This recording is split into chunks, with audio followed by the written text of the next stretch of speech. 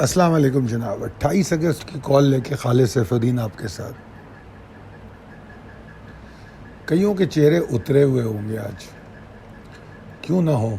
Market 940 point minus हो गई है। मगर सवाल ये है कि मार्केट ने कोई सिग्नल दिया या नहीं।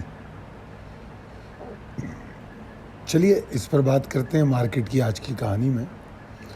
देखिए, इंडेक्स जो है ना, वो अपनी मर्ज़ी का मालिक है। वो अपनी मर्ज़ी से मूव करता है और उसकी मर्ज़ी जो होती है उसके वो सिग्नल देता हुआ चलता है। अब उसको समझना हमारा काम है, एनालिस्ट का काम है उन सिग्नल्स को अपनी कॉल में उसका इजहार कर देना, जिसको हम ट्रिगर कहते हैं। इन्वेस्टर या ट्रेडर का काम है कि वो उस सिग्नल्स को समझते हुए अपना ट्रेडिंग प्लान बना ले। तो जो ऐसा करते हैं वो सुकून में रहते हैं, और न सिर्फ सुकून में रहते हैं बल्कि बेताबी से अगली मूव का इंतज़ार करते हैं। तो आज यही कुछ हुआ। अब थोड़ा सा कल की कॉल पे अगर नज़र डाल लें तो कल की कॉल में बड़ा वाज़े तौर पे बताया गया कि यार ज़रा बुल्स के लिए मुश्किल पैदा हो गई है और प्रेशर व्रेशर तो रहेगा। अभी इस वक्त इस प्रेशर को कम करने की बात करो, तेज़ी वेज़ी की बात नहीं कर रहे। 148, 785, 752 इससे नीचे मार्केट को ट्रेड नहीं करना चाहिए। और फिर आगे जाके और लेवल बताया था कि जिसके ऊपर जाके तेज़ी होगी। चलें उसको तो छोड़ दें। मार्केट का आगाज़ हुआ, आपके सामने चार्ट तो मौजूद ही है। प्री ओपन को तो छोड़ देना, ज़रा जज्बाती कैफियत होती है। प्री ओपन के बाद हाई लगा दिया 149,237 का।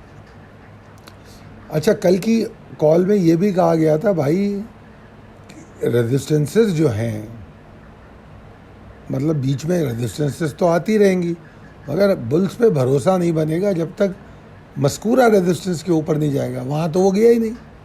जो कम से कम लेवल था 148, 785, 752, 11 बजे वही टूट गया और वो टूटा और कल का लो टेस्ट हो गया। वहाँ से कुछ रिकवरी मिली, मगर वो रिकवरी मैंने कहा था कि अगर ये रिकवर करे तो 140 मिड डे में जो मैंने कहा 148, 475, 420 इसके ऊपर मार्केट को बरकरार रहना चाहिए। अगर तो ऐसा करती है मार्केट तो फिर हम ये उम्मीद कर सकते हैं कि शायद 200-400 पॉइंट प्लस बंद हो जाए।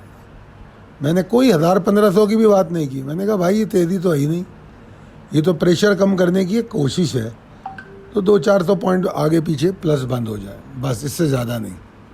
ये मिड डे कॉल थी आज की, और मिड डे कॉल तो मेरे ख्याल में आज हर जगह शेयर हुई है। हम देखते हैं कि वो उसके ऊपर भी जाता है और उस ट्रिगर को टेस्ट करता है जो आपको मिनिमम रिक्वायर्ड लेवल दिया था, मिड डे वाला नहीं, जो कल की कॉल में दिया था 148, 785 से 152, सिर्फ उसको टेस्ट करता है। अच्छा, यहाँ पर अगर आप नोटिस करें तो ये जो चार्ट में दिखाने की कोशिश करता हूँ, लेवल की लाइनें लगाता हूँ, ये लेवल की एथेंटिकेशन करने की कोशिश करता हूँ कि क्या वो वाकई लेवल एग्जिस्ट करता था या नहीं। अब आप देखिए 148, 785, 752 को नीचे आता है तो 148, 300, 148, 155 का एरिया अहम था। वहाँ से सपोर्ट लेता है तो फिर ऊपर 785 तक जाता है। अब 785 जो है स्ट्रॉन्ग रेजिस्टेंस बन चुकी थी, उसको टेस्ट करता है और ऊपर नहीं जा पाता तो अपने प्रेशर को भी नहीं कम कर सका। फिर वहाँ से जब नीचे गिरता है तो 148, 155 को भी तोड़ देता है। अगर कल की कॉल का टारगेट याद हो तो वो 146, 200 तक जाने की बात की थी मैंने, कि अगर मार्केट यहाँ से नीचे गिर जाए तो वहाँ तक भी जा सकती है। तो खैर बहरहाल वो 155 टूटा, फिर मार्केट चल पड़ी नीचे। पूरा दिन हम कह सकते हैं मार्केट नुकसान में ही रही, 941 पॉइंट के नुकसान के साथ बंद हो गई। वॉल्यूम 15% बढ़े, मगर क्या क्या कहें इसको। अगर आप वॉल्यूम बार्स देखें जो कि 5 मिनट की बार्स हैं, उसमें भी मैंने दिखाया है, वैसे तो वॉल्यूम 4 मिलियन नहीं हो पा रहे थे 5 मिनट में, मगर आखिर में जाके जब तकरीबन मेरे ख्याल में टाइम था कोई 2:30 बजे का, उसके बाद के जो वॉल्यूम है वो बढ़ना शुरू हो गए। और वो क्यों बढ़े होंगे, वो काइंड ऑफ थोड़ा बहुत पैनिक लोगों में आना शुरू हो गया। तो वो जो पैनिक था वो बेसिकली वॉल्यूम को बढ़ा रहा था। वॉल्यूम में जो बढ़ावट हमें नज़र आई है आखिरी 50 मिनट में या 1 घंटे में, वो जब मार्केट 900 पॉइंट गिर गई है उस वक्त आ रही है या गिर रही थी। तो ये इसको मैं कह सकता हूँ कि शायद पैनिक सेलिंग थी। ठीक है, तो ओवरऑल सिचुएशन यही रही। अगर हम गौर करें तो मार्केट जो है, जो बुलिश चैनल था उससे बाहर निकल आई। मैं ये तो नहीं कहूँगा कि बुलिश चैनल से बाहर निकल के बेयरिश चैनल में आ गई है, बिल्कुल भी नहीं। बुलिश चैनल से बाहर निकली है। अब यहाँ पर 2 ऑप्शन है कि वो अपनी को कंसोलिडेट करती है, कोई साइडवेज चैनल बनाती है। ये 2, 4, 5 सेशन में पता लगेगा, 1 दिन में 2 दिन में तो नहीं पता लगेगा। या फिर बेयरिश चैनल बनाती है। मगर बहरहाल एक बात तो तय है कि जो पहली करेक्शनल फेज़ है उसमें एंटर हो गई मार्केट। अब उसकी एक लिमिट है। अच्छा, ये शॉर्ट करेक्शनल वेव्स हैं, ये जो मैं फेजेस की बात कर रहा हूँ, ये शॉर्ट करेक्टिंग वेव्स हैं। कोई बड़ी बड़ी वेव्स नहीं है कि 5,000 8,000 पॉइंट गिरे। No no no no no, वो मंदी होगी भाई। मगर ये है कि चूंकि बुलिश चैनल से बाहर निकली, करेक्टिव वेव में दाखिल हो गई, तो अब मैं ये कह सकता हूँ कि रिकवरी में भाई टाइम लगेगा।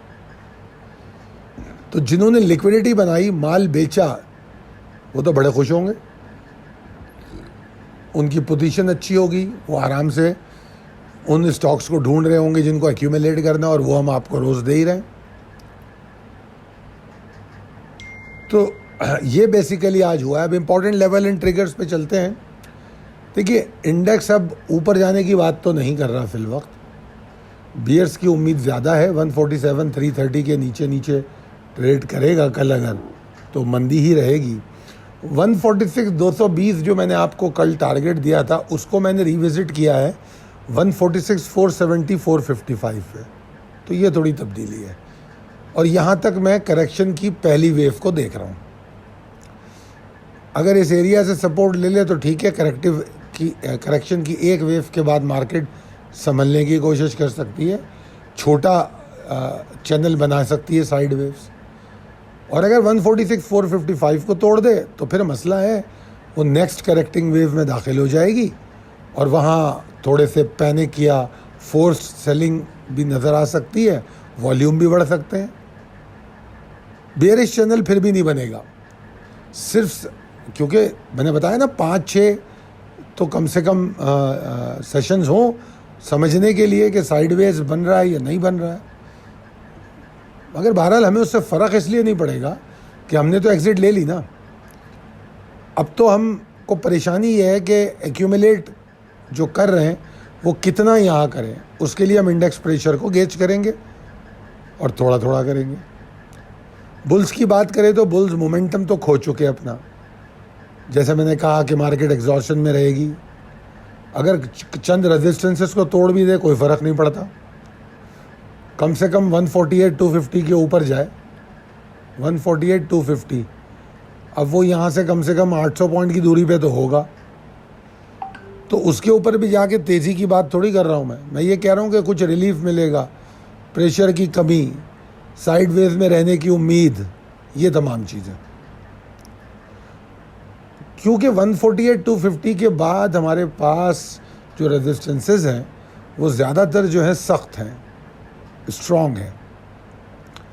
तो हर रेजिस्टेंस को तोड़ के उसके ऊपर सस्टेन करना वो बुल्स की कामयाबी होगी, उनके लिए रास्ता बनेगा कम बैक करने का। कम बैक के चांसेस अभी दूर हैं, इसलिए उसका तस्करा मैंने तफसील से नहीं किया।